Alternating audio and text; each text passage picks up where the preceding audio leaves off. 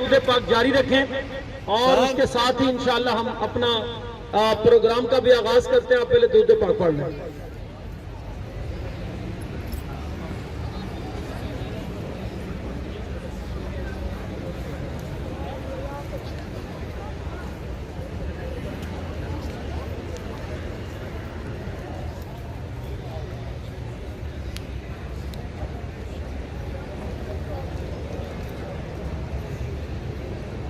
اگے کھلو گئے ہو میں چلے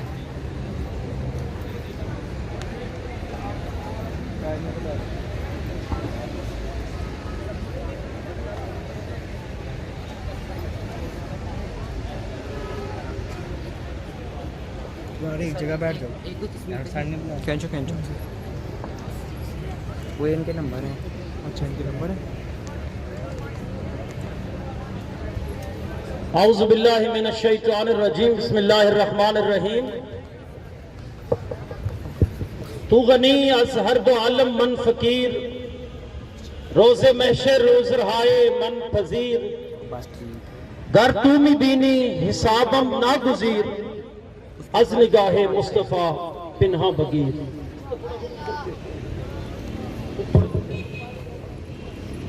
حمد ہے اس خالق کے لم یزل، ذات بے مثل، مالک ملک ازل کی، جس خالق کے دو جہان ہیں، ذرے کو آفتاب، شبنم کو موتی، کمزور بیج کے دانے کو تناور درخت اور عظیم آسمان کے شامیانے کو بغیر کسی سہارے کے نصب فرمایا.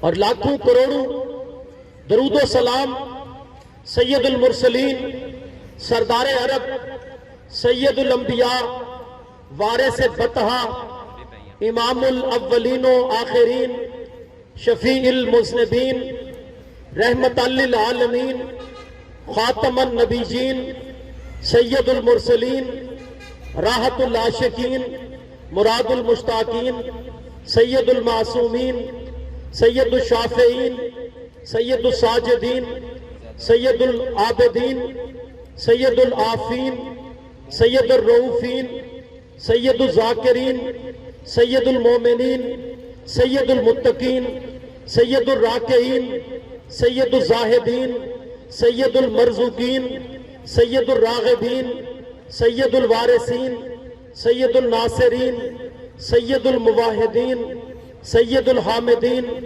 سید الطاہرین، سید الواعظین، سید المحققین، سید المحسنین، سید الصائمین، سید المبلغین، سید المفسرین، محمد، احمد، حامد، محمود، فاتح، خاتم، حاشر، سراج، رشید، نبی، طٰہٰ، یاسین، مزمل، مدثر، مہدی، رسول، خلیل، کلیم، حبیب، مصطفیٰ، مجتبیٰ، برہان، مومن، مطیع، امین، صادق، ناطق، مکی، مدنی، عربی، ہاشمی، تہامی، حجازی، قریشی، امی، طاہر، مطہر، ناصر، سید المتقی، امام، خیر الخلق، صاحب تاج والبراق،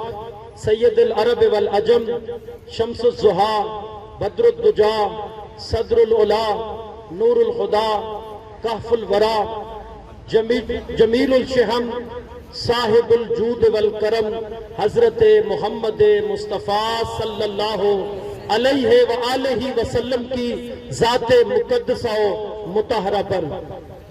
بلغ العلا بکمالہ، کشف الدجا بجمالہ، حسنت جمیع خصالہ، صلو علیہ وآلہ. سب ایک دفعہ کہہ دیں صلو علیہ وآلہ. اور لاکھوں کروڑوں درود و سلام صاحبان کسا، اہل بیت اطہار اور صحابہ کرام رضوان اللہ تعالی علیہم اجمعین کی ذوات مقدسہ و مطہرہ پر. عزیز طلباء، آپ کے علم میں ہے خوشیوں کا مہینہ، خوشیوں کے ایام، اور اس مقدس اور بابرکت محفل کا اہتمام سابقہ سالوں کی طرح اس سال بھی ہم نے پرخلوص اہتمام کیا. اور جس کے لیے آج ہماری خوشبختی ہے کہ ہمارے درمیان شہر سیالکوٹ کے معروف عالم دین ادارت المصطفیٰ گجرانوالہ کے ضلع سیالکوٹ کے امیر جناب علامہ پروفیسر تنویر الحسن مصطفی صاحب تشریف فرما ہے۔ ہم سب بچوں کی طرف سے، انتظامیہ کی طرف سے پروفیسر علامہ تنویر الحسن مصطفی صاحب کا تہ دل سے شکریہ ادا کرتے ہیں کہ انہوں نے اپنی گونا گو مصروفیات سے وقت نکال کے ہماری محفل کو رونق بخشی۔ دعا گو ہے کہ خدا لم یزل آپ کو صحت و تندرستی والی زندگی عطا فرمائے۔ آئیے آج کی اس بابرکت محفل کا آغاز خدائے لم یزل ولا یزال کے کلام سے کرنا چاہیں گے۔ اس عظیم سعادت کے لیے میں دعوت دوں گا حافظ عبد الرحمن کو کہ آئیں اور خدا کے بابرکت کلام سے ہمارے دلوں کو منور کریں۔ خاموشی سے اور احترام سے کلام پاک کو سماعت کیجیے گا۔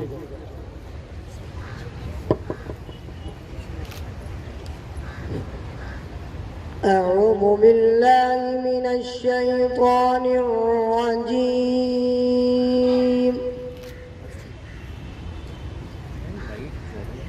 بسم الله الرحمن الرحيم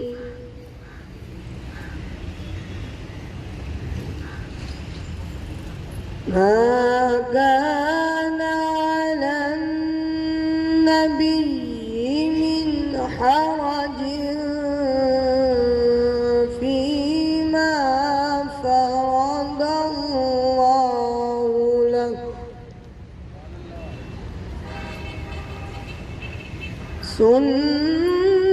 سنة الله في الذين خلوا من قبل وكان أمر الله قدرا مقدورا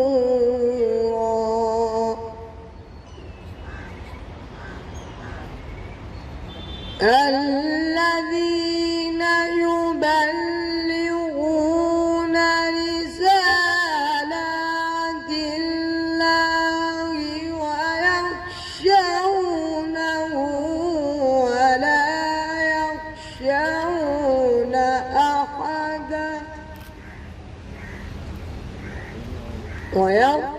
ويخشونه ولا يخشون أحدا إلا الله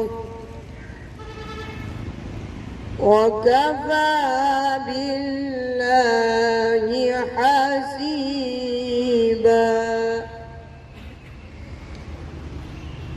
ما كان محمد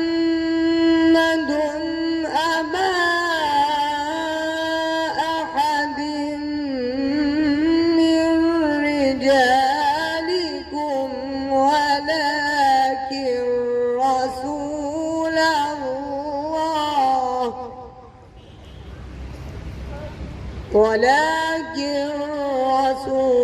الله وخاتم النبيين وكان الله بكل شيء عليما صدق الله العظيم سبحان اللہ، جزاک اللہ۔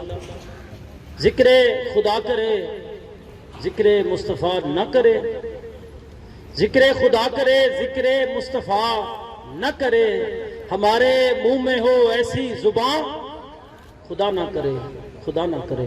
سرکار دو عالم صلی اللہ علیہ وآلہ وسلم اس کائنات کی کامل و اکمل ہستی ہیں جو اپنے ہر عمل اور ہر فعل میں صاحب کمال ہیں، اپنی گفتار میں صاحب کمال ہیں، اپنی رفتار میں صاحب کمال ہیں، جن کا قصیدہ قرآن ہے اور قصیدہ خوان خدا ہے۔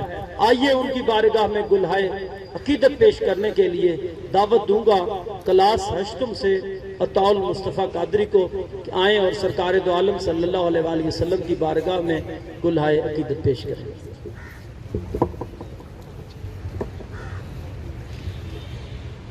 مدینے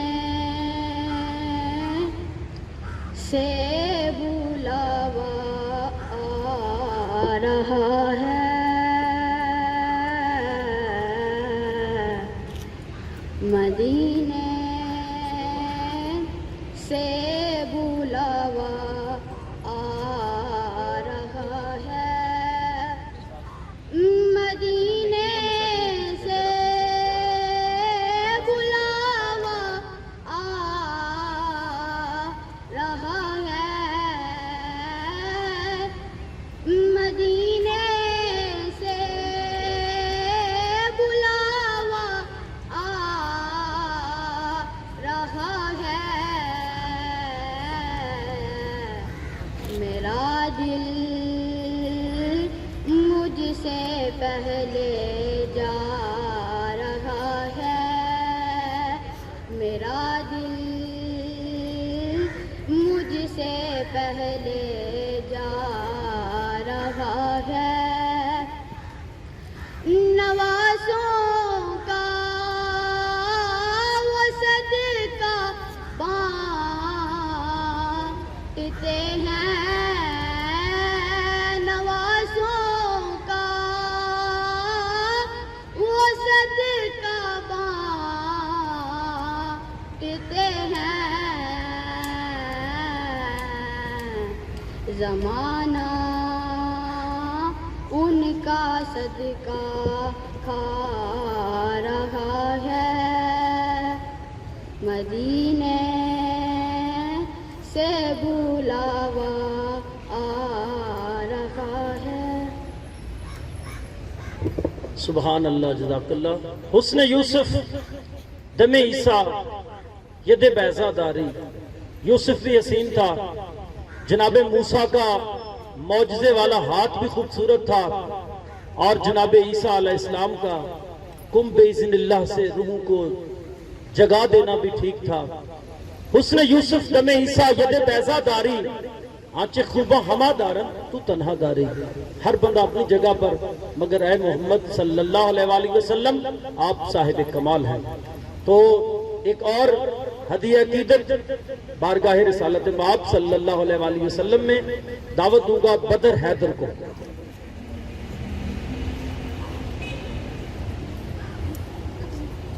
اے ختم رسول مکی مدنی، کونین میں تم سا کوئی نہیں، کوئی نہیں، اے ختم رسول مکی مدنی، کونین میں تم سا کوئی نہیں، کوئی نہیں، اے نور مجسم تیرے سوا، اے نور مجسم تیرے سوا، محبوب خدا کا کوئی نہیں، کوئی نہیں، اے ختم رسول مکی مدنی، پہچان تمہاری ہے آقا، پہچان تمہاری ہے آقا،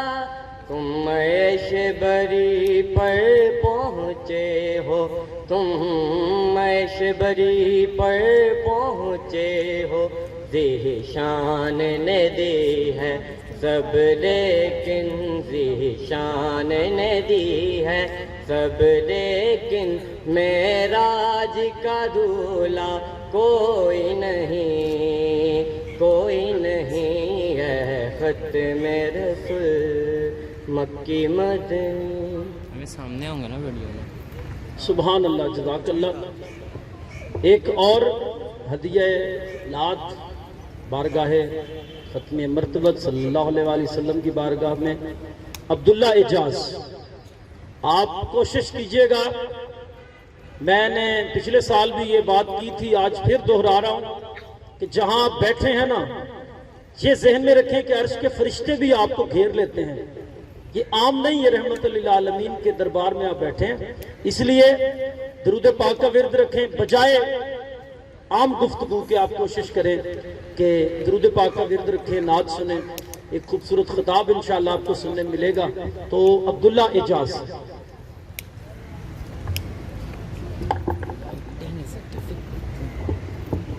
صلی اللہ علیہ یا رسول اللہ وسلم علیکہ یا حبیب اللہ،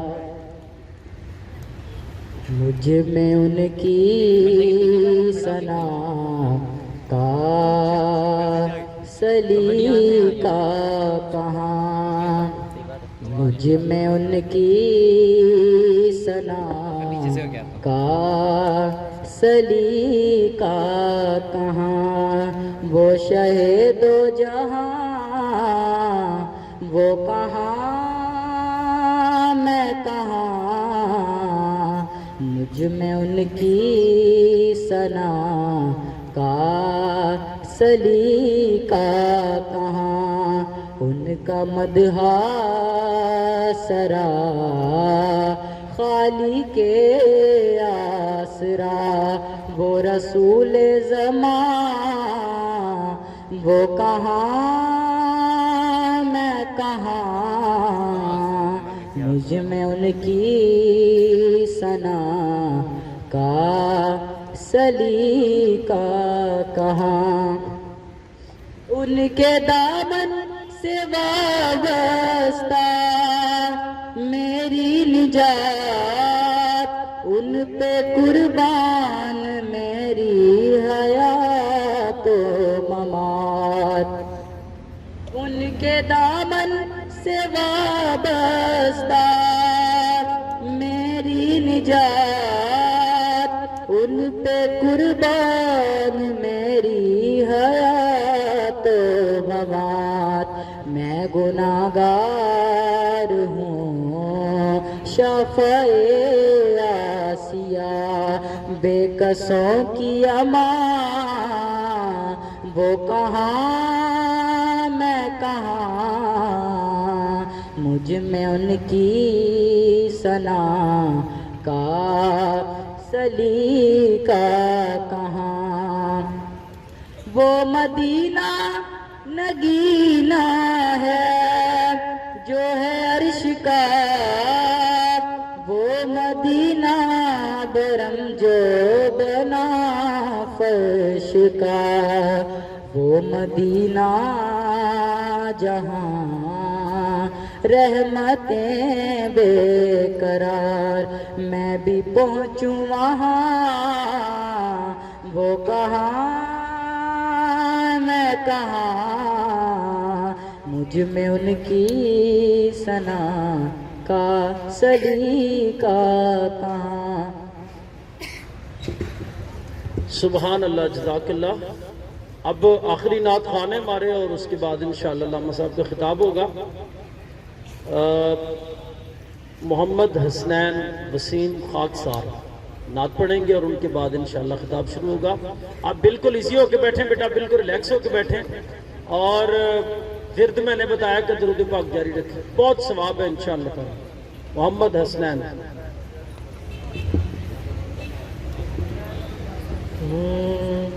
خوشبو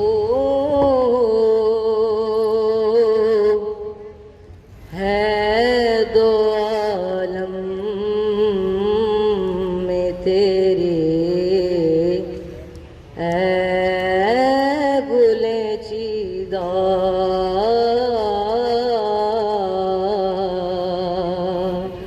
قسموں سے بیاں ہو تیرے اوصاف حمیدہ، تجھ سا کوئی آیا ہے نہ آئے گا جہاں میں،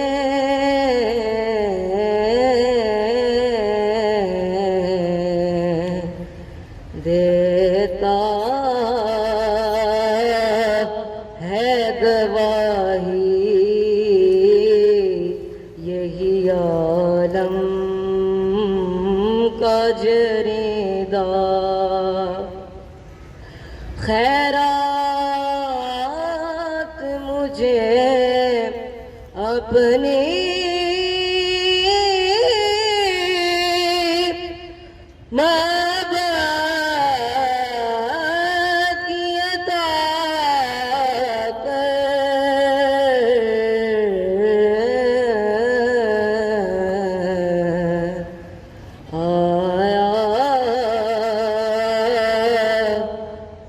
تیرے در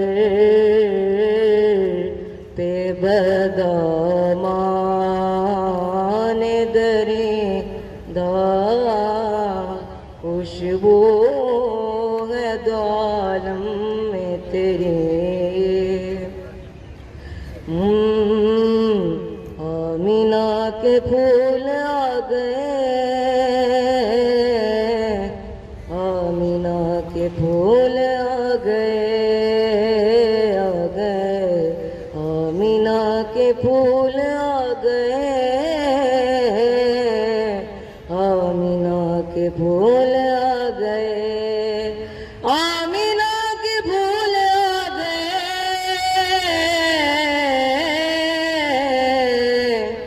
آخری رسول آ گئے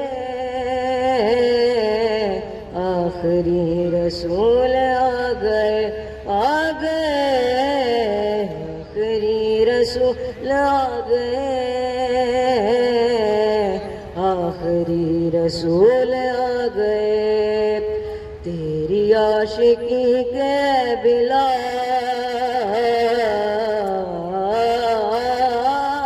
بلال تیری عاشقی کے بلال تیری عاشقی کے بلال تیری عاشقی کے بلال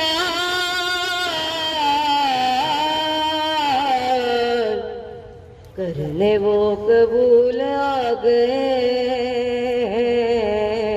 کرنے وہ قبول آ گئے کرنے وہ قبول آ گئے کرنے وہ قبول آ گئے شاد ہو گئی ہیں بیٹیاں شاد ہو گئی ہیں بیٹیاں شاد ہو گئی ہیں بیٹیاں کیونکہ والد بطول آ گئے والد بطول آ گئے سبحان اللہ کہہ سکتے ہیں آپ بھی کچھ نہیں ہوتا جی لیکن ایک کام کرنا ہے ادب اور احترام کے دائرے میں اگر آپ اس لفظ سبحان اللہ کو از راہ مذاق پیش کریں گے تو یہ آپ کو گناہ بھی ہوگا ٹھیک ہے تو بہرحال چند منٹ کے لیے میں دعوت دے رہا ہوں ہمارے اسکول کے بڑے خوبصورت خطیب ہیں انہیں اور ان کے بعد علامہ تنویر الحسن مصطفی صاحب سے التماس کریں گے تو میں دعوت دوں گا چونکہ آج کا جو ہمارا پروگرام ہے یہ کس چیز کا ہے جشن میلاد کا اور جشن میلاد جو ہے وہ کوئی عام جشن نہیں ہے یہ تو عرش کے باسی بھی شریک ہوتے ہیں تو دعوت دوں گا جناب حافظ صدیق صاحب سے آپ تشریف لائیں اور آج کے جشن میلاد کے حوالے سے چند معروضات پیش کریں اور ان کے بعد انشاءاللہ علامہ صاحب تشریف لائیں گے آپ نے اسی نظم و ضبط کا مظاہرہ کرنا ہے بیٹا پلیز اور اسی طریقے سے خاموشی سے سماعت کرنا ہے بسم اللہ الرحمن الرحیم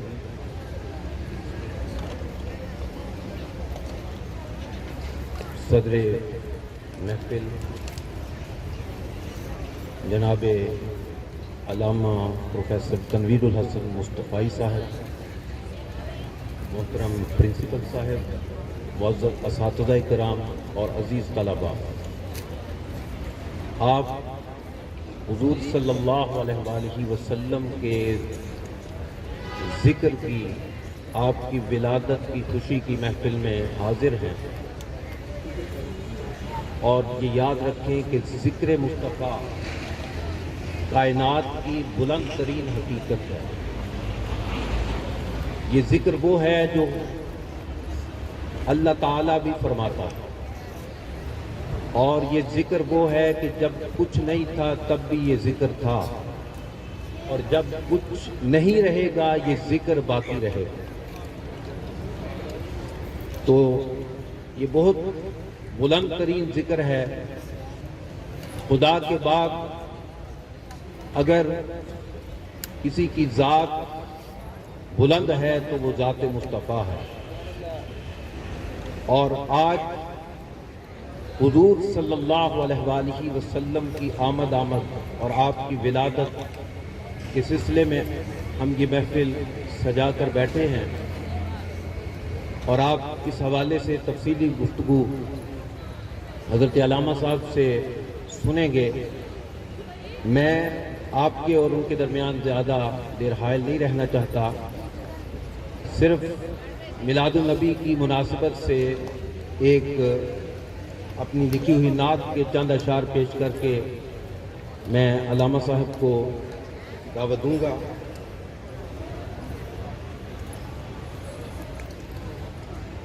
سن کے اقرا کی صدا غار حرا کیف میں ہے، سن کے اقرا کی صدا غار حرا کیف میں ہے، دیکھ جبریل بھی امی کی ادا کیف میں ہے، دیکھ جبریل بھی امی کی ادا کیف میں ہے، اور دم بخود بت کے پرستش کی روش ٹوٹتی ہے، دم بخود بت کے پرستش کی روش ٹوٹتی ہے، نعرہ تکبیر کا سن بیت خدا کیف میں ہے، نعرہ تکبیر کا سن بیت خدا کیف میں ہے، اور آج خورشید نبوت کی سحر پھوٹتی ہے، آج خورشید نبوت کی سحر پھوٹتی ہے، آج فاران کی وادی کی فضا کیف میں ہے، آج فاران کی وادی کی فضا کیف میں ہے، اور جو براہیم نے مانگی تھی نبی کے حق میں، جو براہیم نے مانگی تھی نبی کے حق میں، وقت بعثت وہ پیمبر کی دعا کیف میں ہے، وقت بعثت وہ پیمبر کی دعا کیف میں ہے، اور گنبد سب کو چھو کر جو ابھی گزری ہے، گنبد سب کو چھو کر جو ابھی گزری ہے، شہر طیبہ کی وہ خوش بخت ہوا کیف میں ہے، شہر طیبہ کی وہ خوش بخت ہوا کیف میں ہے، اور آپ کی توصیف کے قابل تھا کہاں میرا قلم، آپ کی توصیف کے قابل تھا کہاں میرا قلم، محو حیرت ہوں جو توفیق ثنا کیف میں ہے، محو حیرت ہوں جو توفیق ثنا کیف میں ہے، اور جس کو حاصل ہے غم عشق نبی کی دولت، جس کو حاصل ہے غم عشق نبی کی دولت، ہو کے صاحب کو ہر ایک غم سے جدا کیف میں ہے، سن کے اقرا کی صدا غار حرا کیف میں ہے، دیکھ امی کی ادا، دیکھ جبریل بھی امی کی ادا کیف میں ہے۔ بہت شکریہ۔ اب میں بلا تاخیر ملتمس ہوں آج کے ہمارے معزز مہمان حضرت علامہ پروفیسر تنویر الحسن مصطفی صاحب، امیر ادارت المصطفیٰ ضلع سیالکوٹ۔ آپ کی یہ بہت محبت ہے کہ آپ نے اپنی گوناگون مصروفیات میں سے ایک شارٹ نوٹس پر ہمیں یہ وقت دیا۔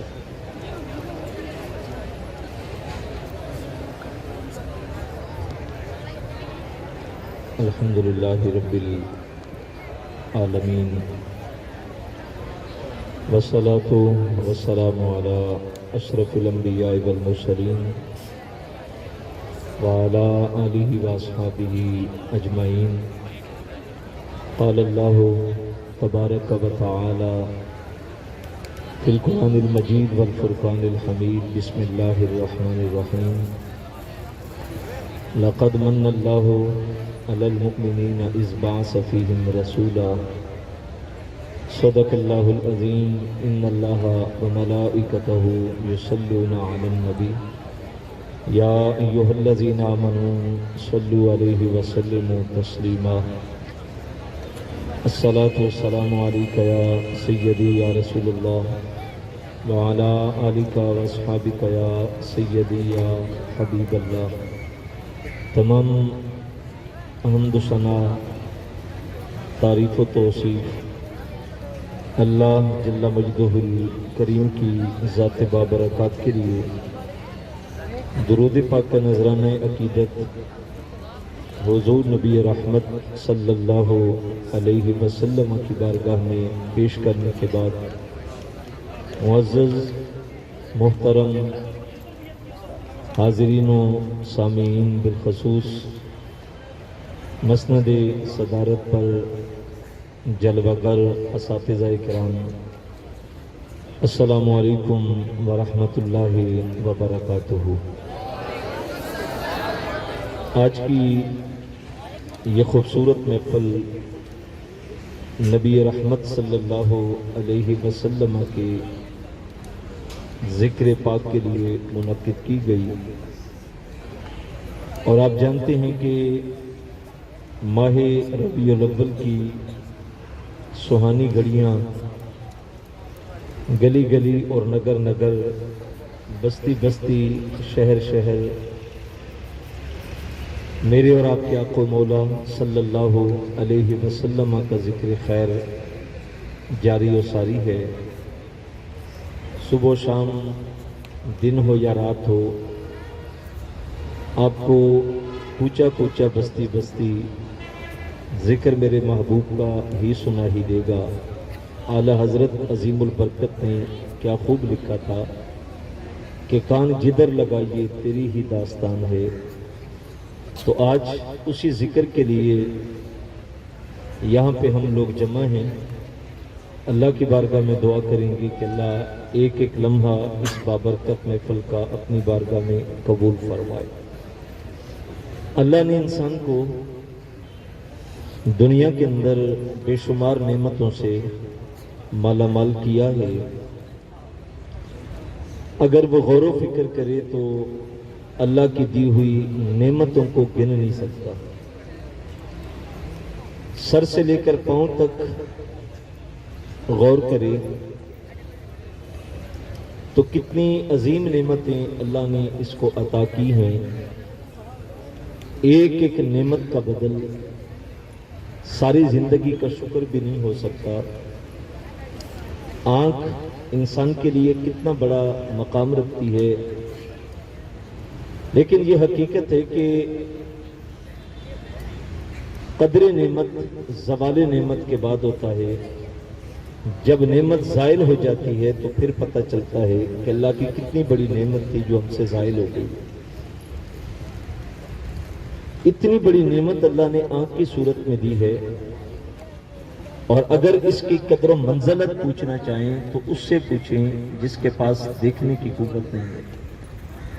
جو شخص پیدائشی نابینا ہے اس سے جا کے پوچھیں کہ آنکھ کتنی بڑی نعمت ہے۔ جو ساری زندگی ترستا ہے کہ اللہ نے آنکھ دی ہوتی تو ماں باپ کے چہرے کو دیکھ لیتا، بہن بھائیوں کو دیکھ لیتا، عزیز و اقارب کو دیکھ لیتا۔ دنیا کا امیر ترین شخص گزرا ہے 79، آنکھوں کے پٹھے کام کرنا چھوڑ گئے جس سے آنکھ کھلتی اور بند ہوتی، اور تھا دنیا کے امراء کے اندر 7 ڈاکٹروں کی ٹیمیں ہوتی، جب صبح اٹھتا تو آنکھ کھول کے پٹی ماتھے پہ لگا دی جاتی، اور جب سونے کا ارادہ کرتا تو پٹی اتار دی جاتی تو آنکھ بند ہو جاتی۔ کسی نے پوچھا کہ اناسس یہ بتاؤ کہ اتنی دولت اللہ نے دے رکھی ہے تو کوئی خواہش ایسی ہے جو ابھی تک پوری نہیں ہوئی؟ تو اناسس کہنے لگا کہ میری خواہش ہے کہ میری ساری دولت دے دی جائے لیکن آنکھ کھولنے کی بند کرنے کی قوت اللہ مجھے واپس کر دے۔ صاحب جو نعمت زائل ہو جاتی ہے ساری زندگی انسان ترستا ہے لیکن وہ نعمت دوبارہ نہیں ملتی اور انسان کا بس نہیں ہوتا۔ کان کی نعمت اس سے پوچھیں جس کے پاس سننے کی طاقت نہیں ہے، بھری بزم میں بھی وہ اکیلا ہوتا ہے، لوگوں کے حرکت کرتے ہونٹ تو دیکھتا ہے لیکن اس کو سمجھ نہیں آ رہی ہوتی کہ لوگ کیا کہہ رہے ہیں۔ ہاتھ نہیں، پاؤں نہیں، چلنے کی طاقت نہیں ہے اور گھر والے ویل چیئر پہ ڈال کے اس کو گھماتے ہیں۔ اگرچہ وہ ساری دنیا گھوم کے آ جائے لیکن جو لطف اللہ نے اپنے قدموں پہ چلنے میں رکھا ہے، کہیں اوپر چڑھے، کہیں نیچے اترے سیڑھیاں، کہیں دائیں مڑے، کہیں بائیں مڑے، کبھی رک گئے، کبھی چلنے لگے، یہ جو طاقت اللہ نے پاؤں کی دے رکھی ہے، جو قدر و منزلت ان نعمتوں کی رکھی گئی ہے، جب یہ زائل ہو جاتی ہیں تو انسان ساری زندگی ترستا ہے۔ لیکن صاحب یہ حقیقت ہے کہ قدر نعمت زوال نعمت کے بعد ہوتا ہے۔ ہمیں دنیا کے اندر اللہ کا شکر کرنا چاہیے اور یہاں تک فرمایا وَإِن تَعُدُّوا نِعْمَةَ اللَّهِ لَا تُحْصُوهَا، اللہ کی نعمتوں کو گننا چاہو تو گن نہیں سکتے، احاطے میں نہیں آنے والی۔ فَبِأَيِّ آلَاءِ رَبِّكُمَا تُكَذِّبَانِ، اللہ کی کس کس نعمت کو گنو گے، کس کس کا انکار کرو گے؟ صاحب یہ تو وہ نعمتیں جو اللہ نے انسانی وجود میں رکھی ہیں اور اگر اس کی قدر و منزلت دیکھنی ہے، آنکھ خراب ہو جائے، کان کی سماعتیں خراب ہو جائیں، دل کی دھڑکن رک جائے، ان کی گردش رک جائے، آپ جائیں ڈاکٹر کے پاس تو پتہ چلتا ہے کتنی بھاری فیسیں دینی پڑتی ہیں، کتنی آؤ بھگت کرنی پڑتی ہے، اور پھر کہیں جا کے وہ نعمت جو جس میں رکاوٹ آتی ہے اس کو بحال کیا جاتا ہے۔ ہم سے کتنی بڑی فیس لیتے ہیں، ہمیں شکر ادا کرنا پڑتا ہے، ان کی تشہیر کرنی پڑتی ہے، ان کی خوبیاں بیان کرنی پڑتی ہیں، فلاں ڈاکٹر بہت اچھا ہے جناب۔ کبھی سوچا ہے جس رب نے یہ نعمتیں دی ہیں اس نے ہم سے لیا بھی کچھ نہیں؟ صاحب آپ جیسے عمر کے کتنے بچے ہوں گے آپ کے رشتہ داروں میں جو چلنے کے قابل نہیں ہوں گے؟ آپ کی عمر کے کتنے بچے ہوں گے آپ کے محلے میں، آپ کی بستی میں، جن کی آنکھوں کی بینائی نہیں ہوگی، جن کی کانوں کی سماعت نہیں ہوگی، جن کے ہاتھ پکڑنے کے قابل نہیں ہوں گے؟ تو کیا ان کو دیکھ کے ہمیں اللہ کے حضور شکر نہیں کرنا چاہیے کہ مالک تو نے ہمیں سلامت اعضاء کے ساتھ دنیا میں بھیجا ہے؟ اگر وہ ان اعضاء کو خراب کر کے بھی بھیجتا تو ہم کیا کر سکتے تھے؟ ہم نے کون سا اسے کچھ دے رکھا ہے؟ یا وہ معاذ اللہ کوئی مجبور محض ہے؟ وہ خالق ہے، قادر مطلق ہے، وہ جس طرح چاہے وہ کر لے۔ تو اللہ نے اتنی نعمتیں دی وجود کے اندر، خارج کے اندر جو نعمتیں رکھی گئی ہیں، سورج ہے، چاند ہے، تارے ہیں۔ هو الذی خلق لکم ما فی الارض جمیعا، فرمایا جو کچھ کائنات میں ہے سب کچھ اللہ نے تمہارے لیے بنایا۔ آسمان پہ چاند، سورج، ستارے انسان کے لیے بنائے گئے، زمین کی تہوں سے جو پانی نکلتا ہے انسان کے لیے پیدا کیا گیا، بادل جو پانی برساتے ہیں وہ انسان کے لیے ہے، سورج کا آنا اور چاند کا آنا، ستاروں کا چمکنا، ہواؤں کا چلنا انسان کے لیے۔ کبھی سوچا ہے؟ غالباً اللہ نے سورۃ المومنون کے اندر فرمایا کہ اگر ہم پانی کو زمین سے بالکل نیچے لے جائیں، جو تمہاری پہنچ سے دور ہو جائے، تو بتاؤ کیا کرو گے؟ ہم 24 گھنٹے بھی نہیں گزار سکتے۔ یہ اللہ کی بہت بڑی نعمتیں ہیں جو اس نے ہمیں دے رکھی ہیں۔ ہمیں چاہیے کہ ہم ایک ایک لمحہ اللہ کا شکر کریں، اور شکر نعمت یہ ہوتا ہے کہ جس مقصد کے لیے نعمت دی گئی اس مقصد کے مطابق اس کو استعمال کیا جائے۔ آنکھ کا استعمال اس کے مطابق ہو، کان کا استعمال اس کے مطابق ہو، ہاتھ کا استعمال اس کے مطابق ہو، پاؤں کا استعمال اس کے مطابق ہو، سوچوں کا استعمال اس کے مطابق ہو۔ جو اللہ چاہ رہا ہے، جو اس کا رسول چاہ رہا ہے، جو ہمارا دین چاہ رہا ہے، ہم جب اس کے مطابق کریں گے تو اللہ اس کی برکتیں دے گا۔ صاحب اتنی بڑی نعمتیں دی پر کسی نعمت کے اوپر احسان نہیں جتایا کہ میں نے تمہیں آنکھ دی تو میرا احسان، میں نے کان دیے تو میرا احسان، میں نے دل و دماغ کی قوتیں دی تو میرا احسان، ہاتھ پاؤں دیے تو میرا احسان نہیں۔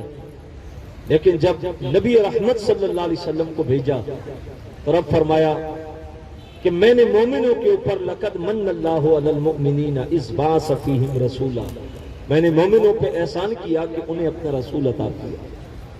یہ اللہ باقی نعمتیں بھی دی لیکن کسی نعمت پہ احسان نہیں جتایا، محبوب کو بھیج کے احسان جتایا۔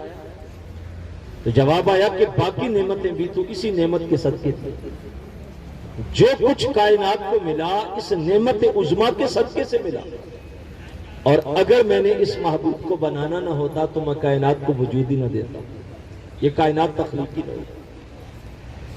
تو حضور علیہ السلام کی تشریف آوری کے اوپر اللہ نے مومنوں پہ احسان جتایا کہ میں نے تمہیں اپنا رسول عطا کیا۔ دوسری بات یہ ہے کہ چونکہ ساری نعمتوں سے بڑی نعمت ہمارے آقا مولا صلی اللہ علیہ وسلم کی ذات بابرکات ہے۔ اب یہ وہ نعمت ہے جس کا انتظار آدم سے لے کر عیسیٰ تک جتنی قومیں بھیجی گئیں وہ میرے نبی کا انتظار کرتی ہیں۔ ان کی کتابوں میں تذکرے موجود ہیں، ان کی کتابوں میں علامتیں نشانیاں موجود تھیں کہ نبی آخر الزمان جب آئیں گے تو یہ ان کی نشانی ہوگی، یہ ان کی علامت ہوگی۔ اور زمانہ حضور کے انتظار میں رہا، لوگ راہیں تکتے رہے، لیکن یہ سعادت اللہ نے ان کو عطا نہیں کی۔ تو بے اول یمن کا بادشاہ میرے حضور کی ولادت سے 1000 سال قبل جب دنیا کا چکر کاٹنے کے لیے ایک بہت بڑی فوج کے ساتھ نکلا، 1,32,000 لوگ اس کے ساتھ پیدل تھے سواریوں پہ، 1,13,000 لوگ اس کے ساتھ پیدل تھے، 400 علماء اس دور کے جو اس کے ساتھ ساتھ چل رہے تھے، اور جہاں سے گزرتا وہاں لوگ استقبال کو نکلتے۔ لیکن جب مدینے کی حدود میں پہنچا جس کو اس وقت یثرب کہا جاتا تھا تو وہاں جا کے علماء ٹھہر گئے، انہوں نے آگے جانے سے انکار کر دیا۔ تو بادشاہ نے کہا کہ سرسبز و شاداب وادیوں سے گزر کے آئے ہو اور کہیں ٹھہرنے کی آرزو نہیں کی، اور اس بنجر بیابان وادی میں آ کے تم ٹھہرنے کی خواہش کر رہے ہو، تو یہاں کیا رکھا ہے؟ تو ان 400 علماء نے کہا ہم نے اپنی کتابوں میں پڑھا، اپنے بڑوں سے سنا کہ نبی آخر الزمان کا مسکن یہی زمین بنے گی۔ صاحب یہ 1000 سال قبل کی کہانی تھی سرور کائنات صلی اللہ علیہ وسلم کی ولادت باسعادت سے۔ میں کہتا ہوں آپ نے دنیا میں بڑے لوگوں کو سنا ہوگا جو آئے، عزت کمائی، نام کمایا، علم سے، عمل سے، دولت سے، حسن سے، اور دنیا سے چلے گئے، لیکن ان کا نام اب بھی باقی ہے۔ ایسے کئی نام ہیں جو ہمارے سامنے ہیں اور ان حسن کی وجہ سے، دولت کی وجہ سے، ثروت کی وجہ سے ان کا نام باقی ہے۔ جانے کے بعد تو لوگوں کے نام ہم نے باقی دیکھے، لیکن آپ کو دنیا کی تاریخ میں ایسا نہیں ملے گا کہ کوئی آئے دنیا میں بعد میں اور اس کے نام کا ڈنکا پہلے بج رہا ہو۔ یہ صرف اور صرف ہمارے آقا مولا صلی اللہ علیہ وسلم کی ذات ہے جو آئے بعد میں، لیکن حضور کا ذکر آدم علیہ السلام سے چلا اور قیامت کی صبح تک میرے رسول کا ذکر چلتا رہے گا۔ یہ ذکر مٹنے کے لیے نہیں آیا، یہ ذکر بلند ہونے کے لیے آیا ہے۔ یہ ذکر مٹنے کے لیے نہیں آیا، یہ ذکر باقی رہنے کے لیے آیا ہے۔ تو حضور کا انتظار زمانہ کرتا رہا۔ بحیرہ رحب جب قافلے شام سے، عرب سے نکلتے شام کو جاتے، درمیان میں بصرہ کا ایک مقام تھا جہاں یہ قافلے پڑاؤ کرتے تھے، اور یہاں ایک بحیرہ نام کا راہب تھا جس نے ایک کلی بنا رکھی تھی، اور اس انتظار میں بیٹھا تھا کہ ایک دن نبی آخر الزمان نے یہاں سے گزرنا۔ اور جب حضور وہاں پہنچے تو اس نے حضور کا ہاتھ پکڑا، فضا میں بلند کر کے کہا لوگوں میں گواہی دیتا ہوں یہ اللہ کا آخری رسول ہے۔ تو زمانہ انتظار کرتا رہا، لیکن اللہ نے یہ سعادت مجھے اور آپ کو عطا کی۔ اب حضور علیہ السلام اللہ کی کتنی بڑی نعمت ہے، ہم ذرا غور کریں۔ اگر حضور کائنات میں نہ آتے تو آپ تاریخ عرب کو پڑھیں، حضور کے آنے سے قبل جو دنیا کا نقشہ تھا، یوں لگ رہا تھا کہ ساری انسانیت ظلم کے پنجوں میں جکڑی ہوئی، جہالت نے پوری طرح اپنے پنجے گاڑ رکھے تھے، اور جو چیزیں اس انسان کے لیے بنائی گئی تھی یہ انسان انہی کے سامنے اپنے جبین کو جھکا رہا۔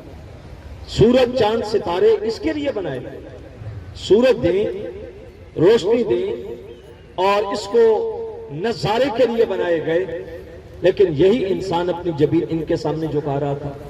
कभी सूरज की पूजा, कभी चांद की पूजा, कभी तारों की पूजा, कभी इसने दरख्तों की पूजा की, कभी पत्थरों की पूजा की, कभी मिट्टी के बने हुए बुतों की पूजा की। यहां तक आता है कि हशरातुल अर्ज, सांप और केचवा तक इंसान के माबूद रहे। इनके सामने इंसान झुकता रहा, इनको माबूद समझता रहा, और ये इंसान की जिल्लत का वो लम्हा था जब ये अपनी जिंदगी को, मकसद को भूल चुका था, मकाम को भूल चुका था कि मैं भी कभी मस्जूद मलाइक रहा हूं, लेकिन आज ये दरख्तों के सामने झुक रहा है, पानियों के सामने झुक रहा है, और जो है वो आग के सामने झुक रहा है। लेकिन फिर क्या था, मेरे मुस्तफा ने आके इसको बताया कि तेरी जबीन अल्लाह ने दरख्तों के लिए नहीं बनाई, तेरी जबीन अल्लाह ने पत्थरों के लिए नहीं बनाई, तुझे अल्लाह ने अपने लिए बनाया ताकि तू उसकी बंदगी करे, उसके सामने झुके। आला हजरत अजीमुल बरकत ने सादे से लहजे में कहा था कि फैज पहुंचा ए रजा अहमद पाक का, वरना हम क्या जानते कि खुदा कौन है। साहिब ये हुजूर अलैहिस्सलाम ने आके इंसान को बताया कि तेरी जबीन अल्लाह के लिए बनी, ये सारी कायनात तो तेरी खिदमत गुजार है, इसे तेरे लिए बनाया गया।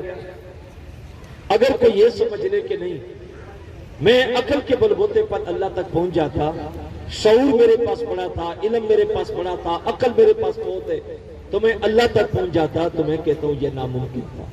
वो दौर तो था ही जहालतों का। मैं आज के दौर की कहानी आपको सुना रहा हूं, जो इंसानियत के उरूज का दौर है।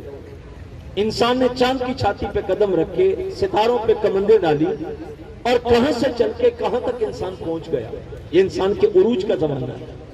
लेकिन मैं कहता हूं आज चले जाएं, ये बॉर्डर पार करें, इंडिया दाखिल हो जाए, आपको पीएचडी डॉक्टर यूनिवर्सिटियां कंगाल के आने वाला, आप उसको देखेंगे गाय के पेशाब को तबरक समझ रहा है, उसकी तिब नहीं बताती उसको कि इसमें कितने मुजर सेहत जरासीम है, लेकिन वो उसको चुस्की भर रहा है, उसको तबरक समझ रहा है।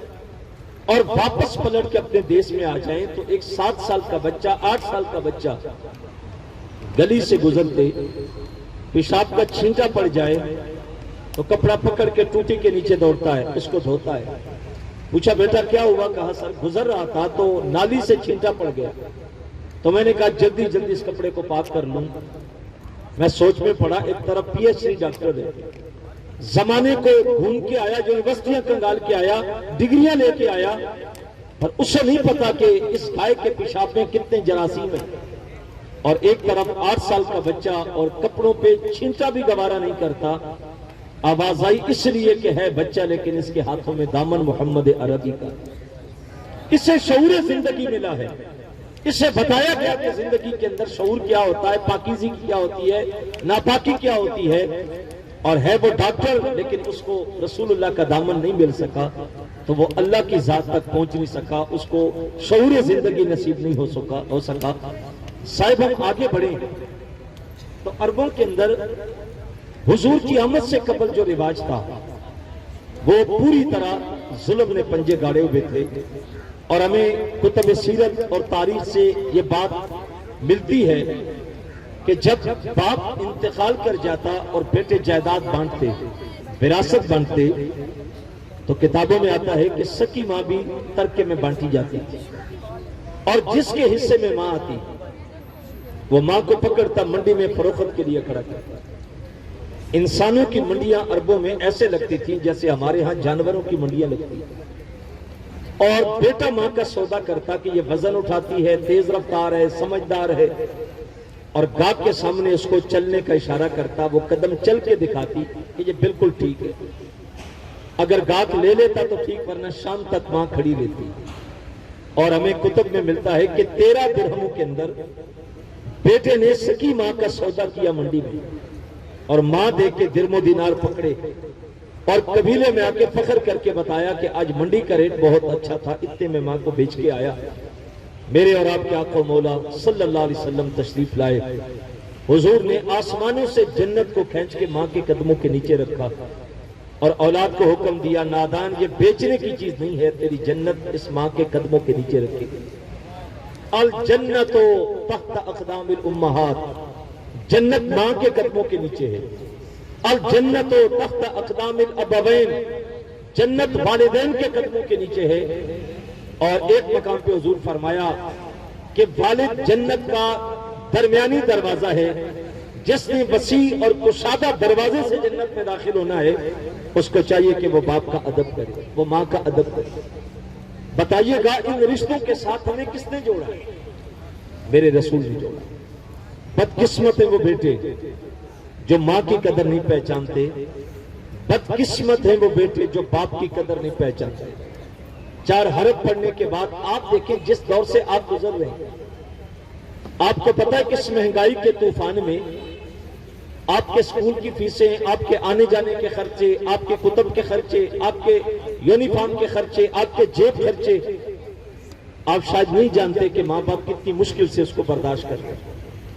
اور اگر آپ پڑھنے کے بعد، بڑے ہونے کے بعد 4 حرف پڑھ جائیں، نوکری اچھی مل جائے، اور آپ باپ کو کہیں کہ ابا جی آپ کو بولنا نہیں آتا، آپ ماں سے کل کہیں کہ اماں آپ گھر کا ماحول خراب نہ کیا کر، تو صاحب یہ ماں باپ کے لیے سخت اذیتناک لمحے ہوتے ہیں۔ ہمارے دین نے ہمیں ماں اور باپ کے ساتھ جوڑا ہے، اور یہاں تک فرمایا گیا کہ اگر زمین کے اوپر ماں اور باپ راضی ہیں تو عرش کا رحمان راضی ہے۔ اگر یہ 2 رشتے راضی نہیں ہیں تو عرش کا رحمان کبھی بھی راضی نہیں ہوتا۔ اس لیے تعلیم کے ساتھ ساتھ یہ بات ذہن میں رکھ لیں کہ ہمارا دین ہے ہی ادب کرنا۔ اقبال نے کہا تھا کہ دین عشق سے شروع ہوتا ہے اور ادب پہ ختم ہوتا ہے، اور جس دین میں ادب نہیں ہوتا وہ دین نہیں ہوتا۔ والدین کا ادب، بڑوں کا ادب، بہن بھائیوں کا ادب، اساتذہ کا ادب، یہ ہمارا دین ہمیں سکھاتا ہے۔ والدین جسم کی پرورش کرتے ہیں، استاد روح کی پرورش کرتے ہیں۔ انسان دنیا میں جو کچھ بنتا ہے اپنے استادوں کے ذریعے ہی بنتا ہے۔ اس لیے والدین کے ادب کے ساتھ ساتھ اساتذہ کا ادب، اور یہ بھی ذہن میں رکھ لیں کہ بس اوقات بندہ ذہین بہت ہوتا ہے، پڑھ بھی لیتا ہے، نمبر بھی اچھے آتے ہیں، کلاس میں پوزیشن بھی لے لیتا ہے، لیکن وہ علم اس کو فائدہ نہیں دیتا۔ جس علم میں ادب نہیں ہوتا وہ علم فائدہ نہیں دیتا۔ ہم نے اپنی دینی کتابوں میں، اپنے محدثین کے تذکار میں یہاں تک پڑھا ہے کہ جو بڑے بڑے نام حضرت امام حماد جیسے لوگ، امام اعظم جیسے لوگ، ان کا ادب یہ تھا کہ اگر ان کے استادوں کے بیٹے کھیلتے کھیلتے بھی کبھی گیند کے پیچھے بھی بھاگ کے آ جاتے اور سامنے آتے تو ہم نے پڑھا ہے کہ اتنا بڑا محدث اپنی مسند سے اٹھ کے کھڑا ہو جاتا۔ شاگرد پوچھتے کہ حضرت آپ پڑھاتے پڑھاتے کھڑے ہو گئے، فرماتے میرے استادوں کا بیٹا میرے سامنے آ گیا تھا تو میں نے ادب کے لیے اس کے لیے کھڑا ہونا پڑا۔ تو جس دین میں، جس علم میں ادب نہیں ہوتا اس میں کبھی برکت نہیں ہوتی۔ جو شاگرد استاد کا، اسکول کا، ادارے کا احترام کرنے والا ہوتا ہے وہ نالائق بھی ہو تو کسی وقت اللہ اس کو برکتوں سے نواز دیتا ہے۔ ادب کے صدقے اس کو کہیں نہ کہیں منزل مل جاتی ہے۔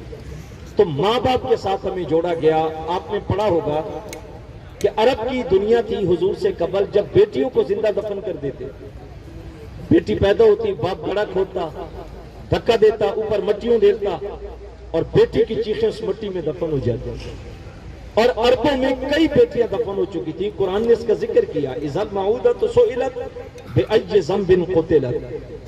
قرآن کہتا ہے جب قیامت کا دن ہوگا اللہ ظالم باپوں کو کٹہرے میں کھڑا کرے گا تو دبی ہوئی بچیاں بھی نکال کے لائی جائیں گی، اور اللہ وہاں بیٹیوں سے پوچھے گا بأی ذنب قتلت، تمہیں کس جرم کی پاداش میں قتل کیا گیا۔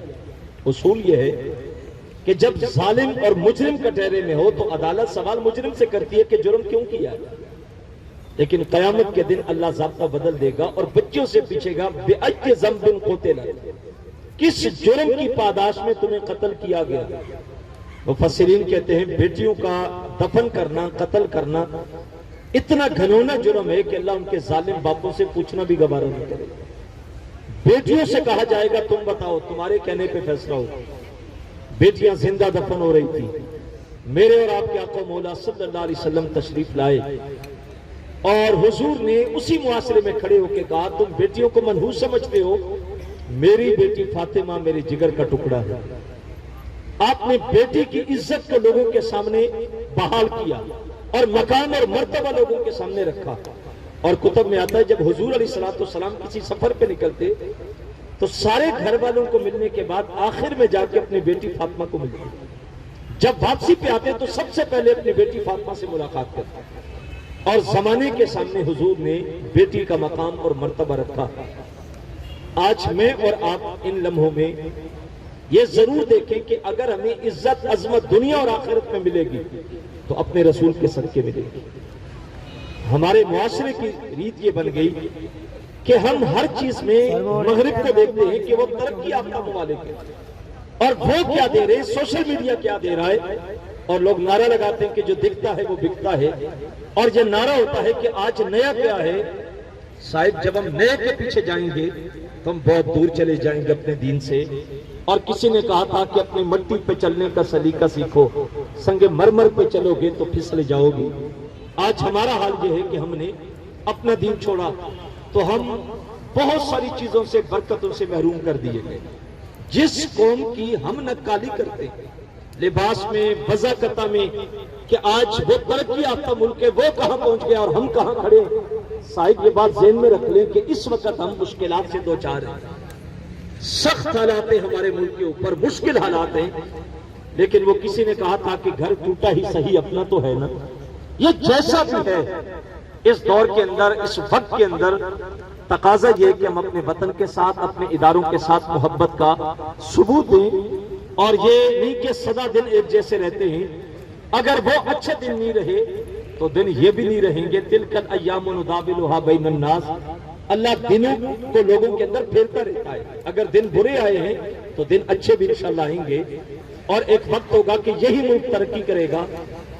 اگر یہ سارا سسٹم برباد ہوا تو ظاہر ہے اس کی کچھ وجوہات ہیں، اور ہم اگر ان وجوہات پہ غور و فکر کر کے اپنے آپ کو بدل لیتے تو انشاءاللہ آنے والا کل ہمارا روشن ہو سکتا ہے.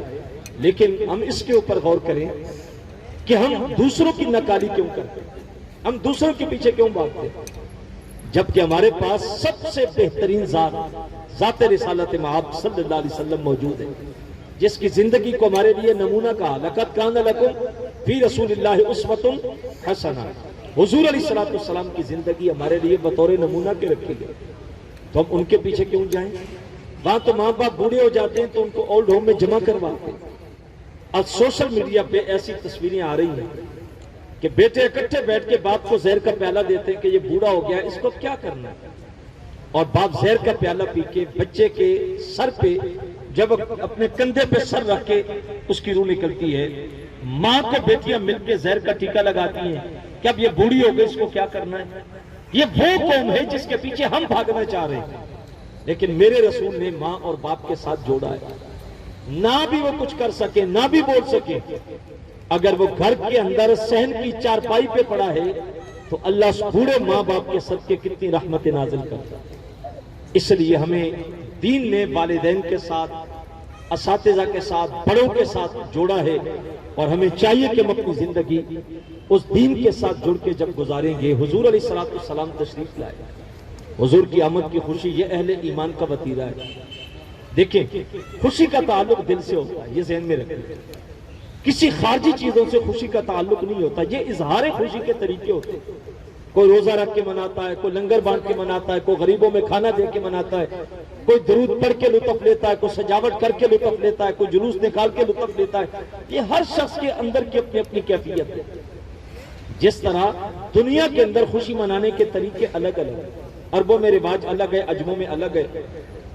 آپ یہاں پنجاب کے رہنے والے، آپ کے یہاں خوشی کا طریقہ الگ ہوتا ہے. KPK میں چلے جائیں تو خوشی کا طریقہ اظہار کا الگ ہوتا ہے. سندھ کے خوشی کے طریقے الگ ہیں، بلوچستان کے الگ ہیں. اظہار کے طریقے الگ الگ ہو سکتے ہیں، لیکن جو اندر کی حقیقی خوشی ہوتی ہے، جو سوتے اندر سے پھوٹتے ہیں، وہ ایک طرح کے ہوتے ہیں، ان میں فرق نہیں ہوتا. اس لیے حضور علیہ السلام کے میلاد کے اوپر حضور کا تذکرہ کرنا، حضور کی سیرت بیان کرنا، حضور کی صورت بیان کرنا، یہ صحابہ کا طریقہ تھا. حضرت ابو ہریرہ رضی اللہ تعالیٰ عنہ کے بارے میں آتا ہے کہ آپ مدینے سے باہر جا کے بیٹھ جاتے ہیں، جو راستہ مدینے میں داخل ہوتے ہیں. کوئی باہر سے آتا تو ملاقات کرتے روکتے، فرماتے تو نے نبی کو دیکھا ہے؟ اگر وہ کہتا کہ نہیں میں زندگی میں حضور کو نہیں دیکھ پایا تو اس کو بٹھا کے کہتے آ بیٹھ میں تجھے بتاؤں کہ حضور کیسے تھے۔ تو حضور علیہ السلام کا تذکرہ کرنا، حضور کے خد و خال یاد کرنا، حضور کا جمال یاد کرنا، حضور کی عادات یاد کرنا، ان سے اندر محبت پیدا ہوتی ہے۔ آخری بات کر کے میں گفتگو سمیٹتا ہوں۔ ایک کلاس لگی تھی تو استاد کلاس میں گیا، بچوں سے باری باری پوچھا کہ بھئی آپ کیا بنیں گے؟ ایک نے کہا کہ میں وکیل بنوں گا، ایک نے کہا میں جج بنوں گا، ایک نے کہا میں ڈاکٹر بنوں گا۔ تو ایک بچہ تھا، اس سے پوچھا بیٹا آپ کیا بنو گے؟ کہا میں صحابی رسول بنوں گا۔ استاد بڑا حیران ہوا، کہا بیٹا صحابیت کا دروازہ تو بند ہو گیا، حضور ظاہری طور پہ دنیا سے چلے گئے، جن کو سعادت ملنی تھی ان کو مل چکی ہے، اب تو یہ سعادت نہیں ہے۔ تو استاد نے اس بچے سے پوچھا کہ بیٹا آپ کے دل میں یہ خواہش کیسے پیدا ہوئی کہ میں صحابی بنوں گا؟ اس نے کہا کہ روزانہ رات کو میری ماں ایک صحابی کا ذکر سناتی ہے تو میرے دل میں خواہش پیدا ہوئی کہ کاش میں بھی صحابی رسول بن جاؤں۔ جب بار بار کسی کا تذکرہ ہوتا ہے، حسن کا، کمال کا، جمال کا، سیرت کا، صورت کا، تو انسان کے دل میں اس کے لیے محبت پیدا ہوتی ہے، اور جب محبت پیدا ہوتی ہے تو محبت پھر عمل کو جنم دیتی ہے، اتباع کو جنم دیتی ہے، اطاعت کو جنم دیتی ہے، اور جب رسول اللہ کی اطاعت کے مطابق، اتباع کے مطابق ہم زندگی کو ڈھال لیں گے تو یاد رکھیے گا کہ اللہ ہماری دنیا بھی بہتر کرے گا، ہماری آخرت بھی اللہ بہتر کرے گا۔ میں انہی کلمات کے اوپر آج آپ کے اس اسکول انتظامیہ کا، قابل فخر اساتذہ کا اور آپ تمامی طلباء کا شکریہ ادا کرتا ہوں کہ اتنی خوبصورت محفل میں آپ نے مجھے عزتوں سے نوازا۔ اللہ اس ادارے کو ترقی نصیب فرمائے، علم کے جو حقیقی مقاصد ہوتے ہیں اللہ تمام آنے والے طلباء کو علم کے حقیقی مقاصد نصیب فرمائے۔ وما علیہ الا البلاغ المبین۔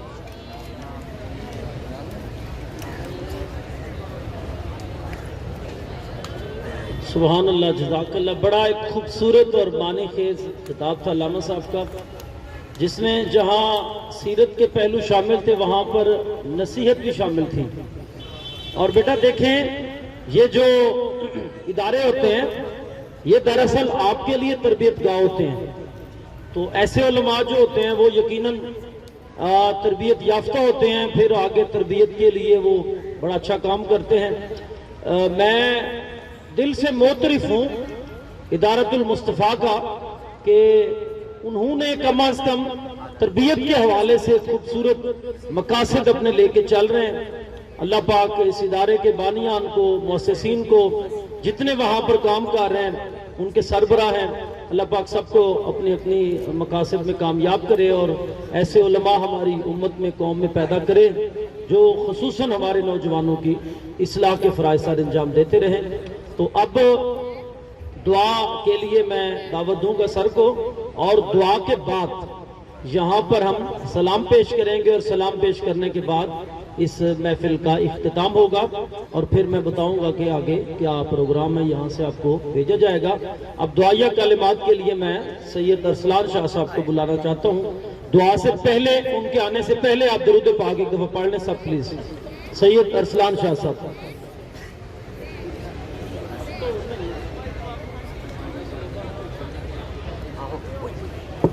درود پاک پڑھ لیں، 10 دفعہ درود پاک گن کر پڑھ لیجئے۔ بسم اللہ الرحمن الرحیم، اللہم صلی علی محمد وعلی اللہم بارک علی محمد وعلی آل محمد کما بارکت علی ابراہیم وعلی آل ابراہیم انک حمید مجید۔ اللہم صلی علی سیدنا مولانا محمد وعلی آل سیدنا مولانا محمد بارک وسلم صلی علیہ۔ اللہم صلی علی سیدنا مولانا محمد وعلی آل سیدنا مولانا محمد بارک وسلم صلی علیہ۔ اللهم صل على سيدنا مولانا محمد وعلى آل سيدنا مولانا محمد وبارك وسلم وصل عليه۔ اللهم صل على سيدنا مولانا محمد وعلى آل سيدنا مولانا محمد وبارك وسلم وصل عليه۔ اللهم صل على محمد وعلى آل محمد وبارك وسلم۔ اللهم صل على محمد وعلى آل محمد وبارك وسلم۔ اللهم صل على محمد وعلى آل محمد وبارك وسلم۔ اللهم صل على محمد وعلى آل محمد وبارك وسلم۔ اللهم صل على محمد وعلى آل محمد وبارك وسلم۔ یا الہ العالمین، ہم تیرے سامنے دست بدعا ہیں، ہم نے تیرے پیارے نبی حضرت محمد مصطفیٰ صلی اللہ علیہ وآلہ وسلم کی آمد کی خوشی منانے کے لیے یہاں پر یہ محفل سجائی ہے۔ اس محفل میں جو لوگ شریک ہیں، جنہوں نے اس محفل کا انتظام کیا ہے، جنہوں نے کسی بھی طریقے سے اس میں حصہ ڈالا ہے، اس کے انتظامات میں شریک ہوئے ہیں، اس میں شریک ہوئے ہیں اور اس میں اپنا حصہ ڈالا ہے، ہم سب کا یہ محفل سجانا اپنی بارگاہ میں قبول فرما لے۔ یا الہ العالمین ہم سب کا یہ محفل سجانا اپنی بارگاہ میں قبول فرما لے۔ یا الہ العالمین اپنے پیارے نبی صلی اللہ علیہ وسلم کی آمد کی خوشی منانا اپنی بارگاہ میں قبول فرما لے۔ یا الہ العالمین ہمیں اپنے پیارے نبی صلی اللہ علیہ وسلم کے راستے پر چلنے کی بھی توفیق عطا فرما، آپ کے نقش قدم پر چلنے کی توفیق عطا فرما، ایسے کام کرنے کی توفیق دے جس سے رسول اللہ صلی اللہ علیہ وسلم کی رضا حاصل ہو، ایسے کاموں سے بچنے کی توفیق دے جس سے رسول اللہ صلی اللہ علیہ وسلم خفا ہو جائیں۔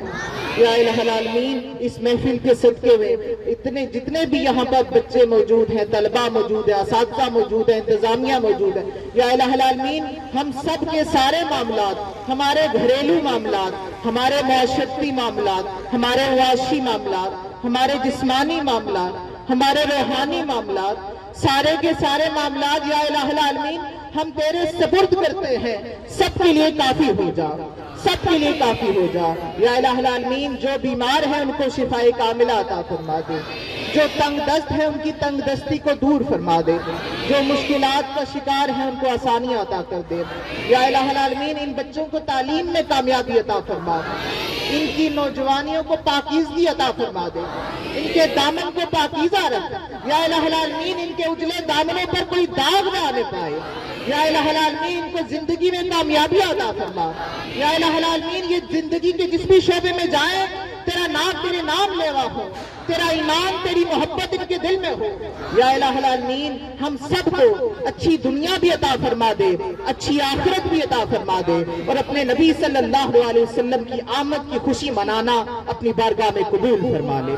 ربنا آتنا فی الدنیا حسنۃ وفی الآخرۃ حسنۃ وقنا عذاب النار۔ صلی اللہ تعالی علی حبیب خیر خلقہ محمد وعلی آلہ وصحبہ۔ اچھا جی، بیٹھ جائیں، نیچے بیٹھ جائیں، نیچے بیٹھ جائیں، کوئی بندہ کھڑا نہ ہو پلیز۔ اب جو ہے وہ بیٹا کس نے کہا آپ کو کھڑا